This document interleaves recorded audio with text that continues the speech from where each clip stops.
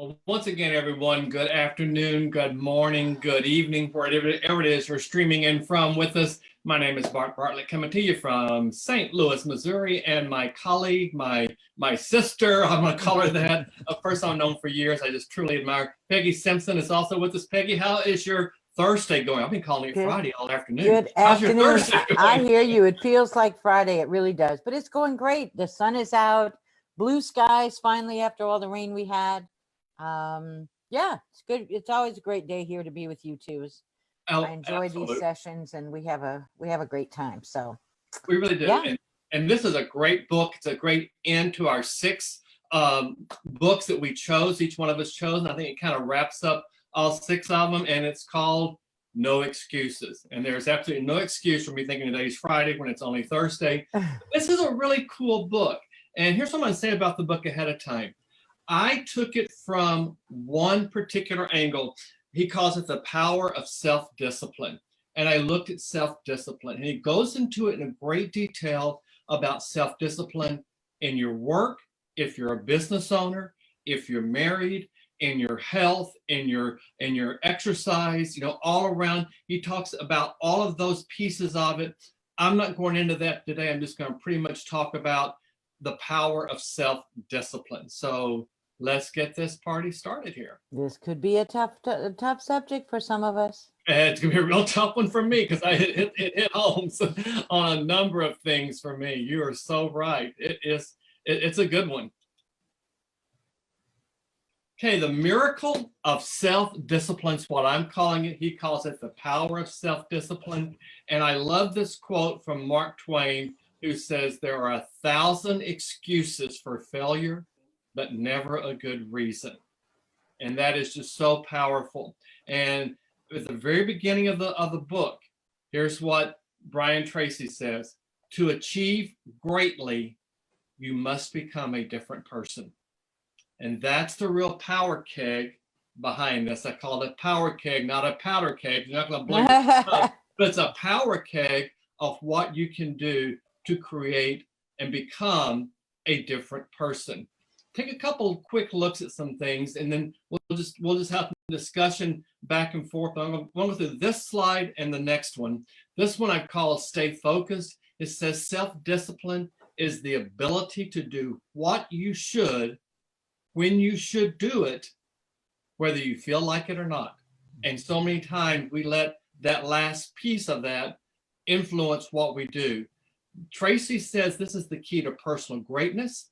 And he says the magic quality that opens all your doors. So self-discipline is that key, that key to the vault, if you will, of what you want to become. It makes everything else possible. Self-discipline does. And here's another really cool piece of it, a real important piece. It requires delayed gratification. And it goes into that often we seek the fastest and easiest way to do something. And when we do that, we have little or no concern for the long-term consequences. And not to get political, but I do think that a lot of what the world is dealing with right now, some people took a quick and easy way out, and now we're looking at long-term consequences. But get the last bullet here. I love this. All habits are learnable. Self-discipline is the master key to riches. Let's go real quick into this, then we'll have a little discussion. He says success is possible only when you can overcome the natural tendency to cut corners and take the easy way. Lasting success is only possible when you work hard for a long, long time. And he calls this the iron law of the universe. We've heard it called cause effect. Our parents, if you study the good book, it tells you reap what you sow. All of that tip. But here's the rule. Here's the rule for the iron law of the universe. If you do what other successful people do over and over again, nothing can stop you from eventually enjoying the same rewards they do. But if you don't do what successful people do, nothing can help you. And he says there's 3 requirements for this. 1, you got to decide exactly what it is you want in life. Second, determine the price that you're willing to pay to get the things you want. And the third and most important, resolve to pay that price. Peggy, what's your thoughts so far about self-discipline? Wow, this is a lot, but it is something that we see as a common theme, right? In many personal development books. We know that persistence and consistency is what pays off. And I think I'd like, I'm always a little bit challenged with absolutes, right? And where he says that, if you do what others, you'll get what the rewards are eventually. I agree with that. I guess what I would comment on is, if you don't do what successful people do, right? I would change that end, and this is just me. Who am I to argue with Brian Tracy, right? But the way I interpret what he's saying, nothing can help you. My interpretation of that is, don't expect to have huge positive changes in your life. Right. Right? It's not that you are destined to be nothing. That isn't what he's saying. Right? I think he's saying, if you really desire change, if you really desire success, for what success means to you, whatever that means in your vision, you have to be persistent. You have to be determined. You have to not give up. And if you're not willing to put forth that effort, because that's the price, right? That's part of the price you pay, is the effort and the determination and the focus. And you give up some of the things that might be more fun temporarily to get those longer term things. But if you're not willing to put in that effort, then admit that to yourself, right, and stay where you are. Yep. And there's nothing wrong with that if that's where you want to be. That's a decision you made. That's right. But you can't get to the other side unless you're willing to become that different person. And as you were talking, I thought about what you said, and it's true. The two key pieces of this is, one is that eventually you will have the same rewards. And so just that eventuality is there. But I thought about Joe Burrow, the quarterback for LSU. They won the national championship this year. Up until this past year, he was in Ohio State as a backup. But he knew that he had what it takes. He looked and followed and studied people, and knew, and Drew Brees was one of the people he studied. He knew that eventually he would get there. And so he transferred and spent 1 year at LSU, and look what happened. Yeah. Won the Heisman, broke all these records, won the national championship, first pick in the NFL. But it's because of that iron law of the universe, the cause and effect. Had he said, I'm going to finish up my time at Ohio State, he would not have been part of the national championship game, a team for LSU. He probably would not have been the number one quarterback. He probably wouldn't have been starting quarterback there. But he saw the eventuality of what he could accomplish there. So yeah, I love this next piece he goes into, and this is throughout the book that he talks about all these different principles. It says the development of character is the great business of life. And when I started reading this, one of my favorite, I'm going to call it a mantra because it is a quote, but it's more than a quote to me. One of my favorite mantras is, you look at people based on the content of their character. It's who they are. The person you are today, your innermost character, is the sum total of all your choices and decisions in life up until this date. And when I first read that, I thought, ooh, you mean everything I've done that I wasn't supposed to do in my past is up here? It is. But it's, what did you do along the way to change that? How did you modify from that? Or you keep repeating it? He said the great virtues or values of a person of high character is courage, compassion, generosity, temperance, persistence, and friendliness. And he sums it up with integrity. He says, it is your integrity living in complete truth with yourself and others, that demonstrates more than anything else the quality of your character. And he encourages us to look at people we most admire. And these are people we may know. These are people we may have studied. These are people that may be living, people that may be dead. But there were people along the way that influenced us somehow. And when we evaluate that and take in those components, that creates the integrity we have in our life. What do you think about this one, Peggy? I think this is absolutely awesome. And I have to so agree that we are the sum of our decisions, right? And a lot of people may have a challenge accepting this and owning this, but I absolutely guarantee you that if you can come to grips with who you are, the good, the bad, and the ugly, come to grips with who you are, stay aligned with your inner core values, you will come to find that it will be empowering. It will be freeing. It is such a better place to be in. Mm-hmm. But it does require discipline, and it requires accountability. Mm-hmm. Yeah. Yeah. And definitely the integrity. You know, people know us by our word, right? Our word is who we are. And the compassion, the generosity. I mean, I believe that if you're on a path of betterment, of improvement, many of these things will gravitate towards you and begin to take over. Mm-hmm. One of the first principles that I know you and I have talked about in the past many times is having an attitude of gratitude. Be grateful, right?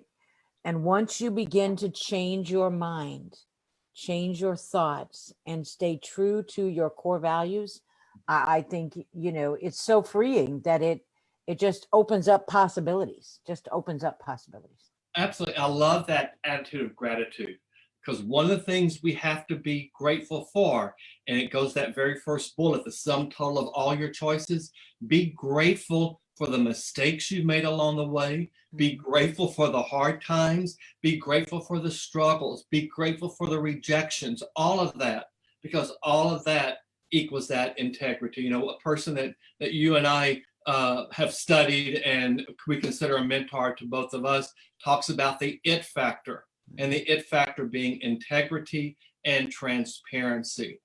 You know, and for me personally, that transparency was hard, because I learned how to build up a facade that I had to build and I kept throughout most of my late teenage years, young adulthood, college, whatever, because I thought that's who I was supposed to become. And when you do that, it's like playing a character in a movie or a play or something. You hear these actors talk about how that character just really affected them because they had to live that character. That's what we're talking about here.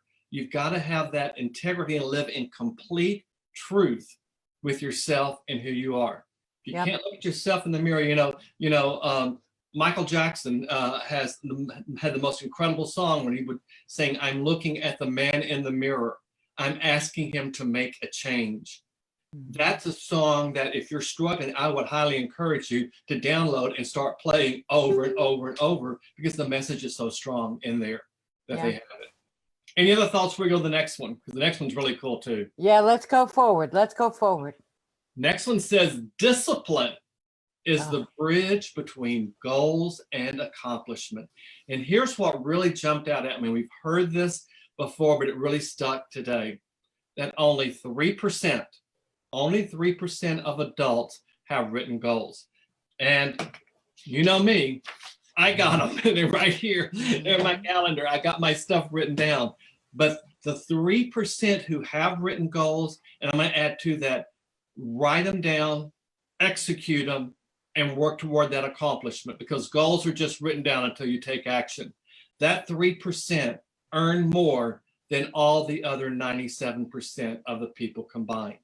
If you think that Steve Jobs didn't have goals written down on what he's going to do with Apple, think again. I mean, he actually, if you ever read the book that was written about him after he passed away, they go into detail about how he changed what he wanted to bring to Apple in order to get to where he wanted to be with what he did with what we now know as an iPhone. But he said, here is the 7-step method to achieving your goals. Number one, decide exactly what you want. And that's really tough for some people to decide exactly what you want. Write it down, set a deadline, make a list of everything you can think of that you could possibly do to achieve your goal, organize it both sequentially and in priority, take action, and then do something every day that moves you in the direction of your goal. Now, the next slide, I'm going to give you some ways to do this. But before we get there, what's your thought about goal setting and how you really approach a goal, Peggy? Yeah, and again, I think goals are multifaceted, right? You have health, you have career, you have self, you have family, you have spiritual goals. So you know, in all of those areas, I think you want to focus on achieving some type of result. I personally use the word result rather than a goal, only because it focuses me on the end result. A goal, I guess, because of my past, setting New Year's resolutions and things like that. A goal leaves a door open in my mind subconsciously to say I might not make it. But if it's a result, I will know if I get it or I'll know if I don't. It's more absolute for me in my mind. You definitely want to be specific with them for sure. I mean, how many people have we heard who have described their vision boards, right? And where they envisioned themselves being, down to having pictures of a happy family with 2 kids, if that's what they were looking for, or a house, and they had pictures of rooms of the house. And then as they're telling their story, how many of them actually realized many of those exact duplicates? So having specifics in your goals, I think, is critically important. Specific results. And then you definitely can't get anywhere without an action plan. So I 100% agree there. And this is where I think one of the first elements that he brought in to say, when you have a plan, set your plan up. I always have certain things each day, right? And I check my calendar tomorrow at the end of my day so that I can kind of mentally be thinking about it and rolling it around. And if you're like most people, you often put more things on your calendar than you can realistically do. And that's where the priority comes in. What are the must requirements? But then make sure that you put things on there and push yourself to do it, even if you don't feel like it. Even though you're the only person that's going to know whether you did it or not, have the same integrity and honesty with yourself as you have with other people. Boy, that is so key. And I think that's where a lot of us tend to skirt the issue, and that is the honesty with ourselves. What's and easy? That's where, yeah, exactly. That's where a mentor, that's where an accountability partner, that's where someone that comes in and works with you, and they know that they love you unconditionally. They're there to help you. Whatever you do, we'll get through it. That's that accountability partner to say to you, you know what, you need to be maybe looking at it in this angle instead here. You mentioned something about priorities, and it leads right to the next one, which I love this. I'm going to start using this.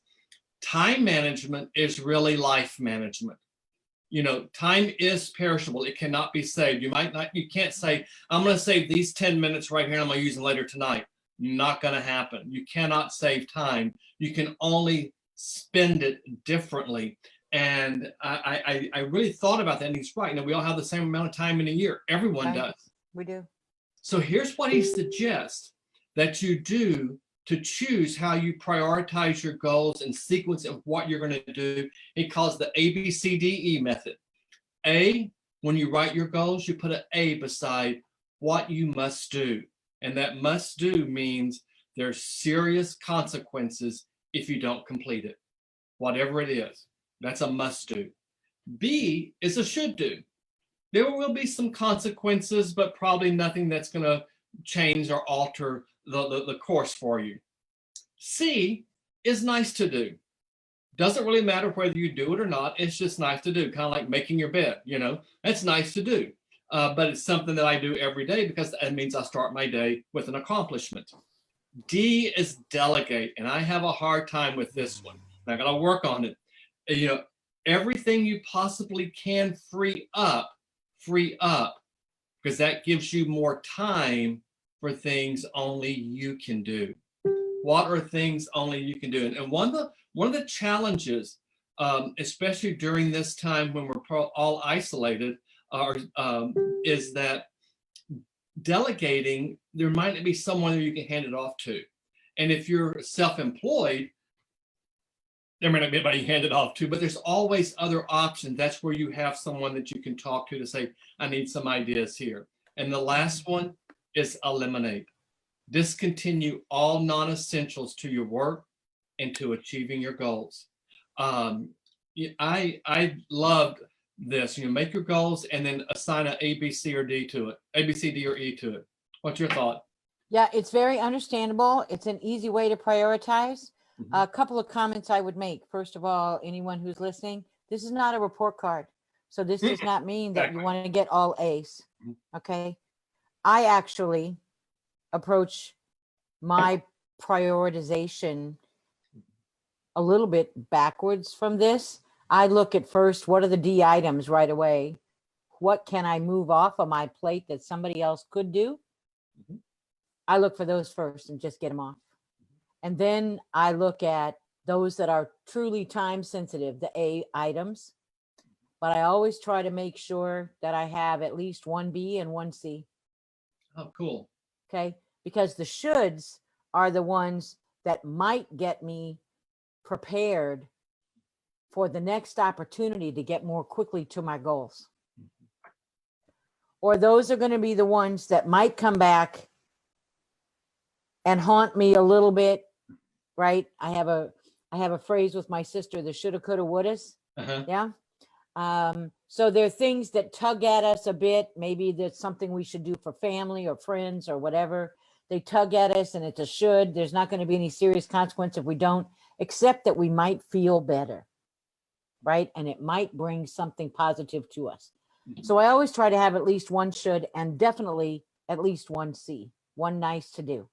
Something that you just enjoy or something that would serve somebody else would be a nice thing to do. Nobody's going to care whether you do it or not. Nobody's going to know whether you do it or not necessarily, but it's a nice thing to do. And I do those again, really for myself. It's selfish because again, it makes you feel good. I love that. I love having that B and that C. And you hit something real critical. Probably the B's are the ones that are going to propel you to where you want to be more so than any other letter in that list that they have there. I look at the A's kind of like April 15th here in the US. You got to pay your taxes. If it's April 14th, if you're not filed your taxes, that became an A because there's some serious consequences if you don't do that. But the should do, those are the things that really you've already identified that are going to help get you where you want to be. And I love that. And the C's then become things that empower you to say, yes, I know I can do that. They're the things that challenge you to go one step further. So yeah, cool. I love starting with the D's. That's genius. Well, I just like to get them out of my way, right? Exactly. They're clutter. They're clutter and noise, and they're things that will consume our time unnecessarily and without us even consciously realizing that they're taking up that much time. Exactly. So the next one is one that when I first started reading it, I went back and reread it several times in order to really get what he was saying. And it's really, really powerful. And it is that self-discipline in the good life is what he entitles this. He says, your ultimate goal is to achieve your own happiness. That's the ultimate goal in life. is to achieve your own happiness. And he calls it the law of control. And this is the piece that I really went back and reread and rethought about. He said, you feel happy to the degree to which you feel you are in control of your life. And you feel unhappy to the degree to which you feel you're not in control or controlled by other factors or people. And I thought about that and I thought, right now there's a lot of things that are controlling our life that we have very little control over. Social distancing, for one example. Maybe you're going through a rough patch in your marriage. Maybe you have teenage kids, or you are a teenage kid and you got parents and you're just not jiving right now. All of that is part of that law of control. But your happiness is attuned to the fact that it's what degree you allow yourself to say, you know what, even though I can't control those situations, I can control how I react to it and how I look at it. He said, happiness is a byproduct. And I love that. And it comes to you when you are engaged in doing something you really enjoy while in the company of people you like and respect. And I think about that last phrase there, and I think about people who have achieved quote unquote greatness. An athlete. What happens whenever they do something great? They get applause. They get immediate acknowledgement of what they've achieved, and all those years working toward that starts to pay off because they're in the right place, surrounded by the people who appreciate them for what they do. And then I like the last bullet: never be satisfied. Never be satisfied. Incorporate self-discipline into your daily health habits. And that brings me to a whole big thing about your health. But here's what I liked about never be satisfied. It's one of the things you work with goal achievement. When you achieve that goal, it doesn't mean that's where you stop.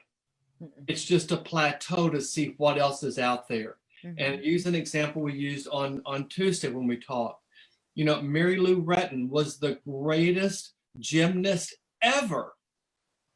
And then came along Simone Biles.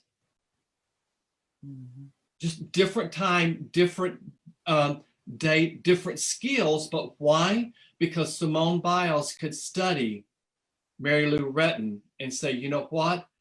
With the right coaching and mentoring, I can do this, I can do this, I can do this. And then she's now one that has broken those records. And in 20 years, you'll see someone else. But that's never being satisfied. Your thoughts on the good life and self-discipline, happiness? Yeah. I would have to say too that I really didn't ever think about happy in terms of the control. That does kind of give you pause to think, because I have always viewed happiness as a choice. But I think what he's talking about here of happiness as a byproduct, again, my interpretation of that would be that he's talking about true happiness, not just having a positive, not being plappy, not just being plappy. Okay. So when I talked about the other day, Right. where he said, make sure that the customers don't know that you have issues, right? And the people around you don't carry your burdens right in front of your face and the signs on your face. So that's plappy. But what he's talking about here is true inner happiness and inner peace. And if you look at it from that perspective, then I would absolutely concur with the law of control. Because as I said a few minutes ago, people who don't want to be accountable, who look for reasons to deflect or not make a decision or blame the world or other people for what happens to them, have no idea how much freer and happier they would be if they would be accountable for their choices, for their actions.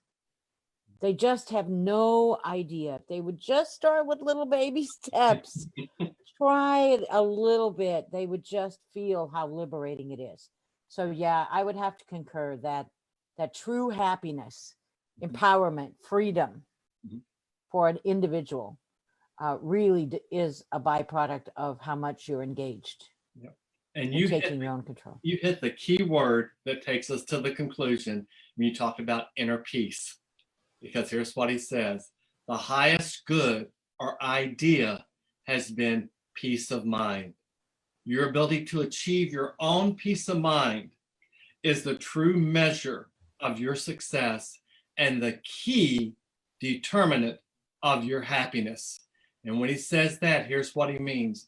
Just like you talked about, outer versus inner success. Is it things that happen outside the world that make you feel good, or is it your own inner peace? What can really start to tear this happiness apart is your need to always be right. You refuse to blame anyone for anything. You give up suffering because blaming is justification. Here's what he's saying with those. He says, most of the time, or many times, we have the need to be right, to the need to the point that we're going to blame everyone else. When you really should say, I refuse to blame anyone for anything. What someone else did is on them. How I react to it is on me. And by giving up suffering, we give up blaming, because blaming is justification. He says, practice forgiveness. And how do you practice forgiveness? Get over it and get on with it. I love this book. I think it's just a dynamite book. Yes, I've enjoyed that book as well. In the past, I have read it. I have to say, I don't have as many markers in my book as you do, but it is a good book. But again, you have to be ready for this book. Yes, you do. If you're not ready to hear what he has to say, if anything that we've talked about today gives you trouble accepting this, then maybe your mind isn't quite ready yet, right? And so you have to focus on that, and take small steps. Maybe this is too much at one time, but it is absolutely spot on. And this is one of those books that you can pick up over and over and remind yourself, because we all forget at different times. And it's good to bring things to the forefront. But yeah, absolutely. Brian Tracy. Yeah, and here's the little backstory of No Excuses. There was no excuse for me not picking this book up, because I was in Barnes and Noble, walked down the center aisle, and there was a big table like they have. It said clearance, 75% off. And on the top was No Excuses. There was no excuse for me to pick this book up and buy it at 75% off. And as you can tell, it's been well worth the little bit of money I paid for it. It's just a great book. The pieces that are all out on YouTube and everything. Want to invite everyone to come back again on Saturday at 2 p.m. Eastern, 1 p.m. Central. We're going to have a chat among ourselves about the 6 books, how they impacted our life, how they have helped us to get to where we want to be, both in our life where we are right now, but also where we see ourselves in 5 years, 10 years. Peggy, you mentioned something I think is real valuable. I encourage our listeners to do that, and that is create a vision board. Create something that you look at every single day that says, this is who I am going to become. This is where I'm going to go. As you can see, my office is my vision board. It is, I mean, it's my goal. It's my dream. You've got your family there too. Yeah, this is not my vision board, but it is my happiness board, right? Because it makes me smile when I see Noah's artwork, and I'm sure I'm going to have to replace it soon because he did these quite some time ago, and he's getting older now. But yeah, I think the vision board it is important. It's one of the things that probably took me longer to utilize, and I'm still learning to be more specific and to actually spend the time. And this is part of the law of attraction of what brings it all to you. When you spend the time to find actual pictures of what you'd like to have and where you'd like to be, or think about the actual specifics and draw something if you need to, or write it down, your mind processes that. And that starts your subconscious to think, before you even consciously think about it, what are the steps I'm going to need to get there? And it makes you Right. more aware. I can't describe for you all the clinical reasons why all that does, but I can tell you it does what it does. But it's probably one of the things that took me longer, but boy, oh boy, it's really powerful. It really is. I mean, to the point where when you go to some of the big box stores, not going to mention the name, but the one with the red circle and the bullseye, you know, that store. Right. When you buy Kleenexes, they have Kleenex boxes and the little purse size things with motivational just quotes on it. You know, today is your day. You know, whatever it might Yep. be. Yep. Those are things you need to pack into your life. Before we go, I want to give a shout out to Bev, Therese, Cynthia, Becca, Cynthia again, Mark, all these people jumping on, leaving great comments for us today. It's been awesome. Peggy, I love doing this with you. It's like we're back working together again. It is. It's fun. It's a lot of fun. It is. And I need to give a shout out to Latoya and to Allison who joined on the Facebook over here as well. So yeah, I can't wait until Saturday. We do a recap and then we can share what we're going to do in our next series. Well, and people that are on my Facebook or Peggy's Facebook, if you have an idea, a topic or something you want us to tackle, send it to us. Put it in the chat, send it to us, send us a direct message. And my goodness, we're going to do that. Yeah. Peggy, have a great Thursday. I know we got a packed full night tonight with some things happening I'm really excited about. And then finally Friday. Yes. Finally. You had 2 Fridays this week. 2 Fridays. And then we'll be back on Saturday. Until then, take care. Yeah, you too. Everyone take care, be safe, and we'll be happy to see you back here on Saturday. Take care. Bye, everyone. Bye.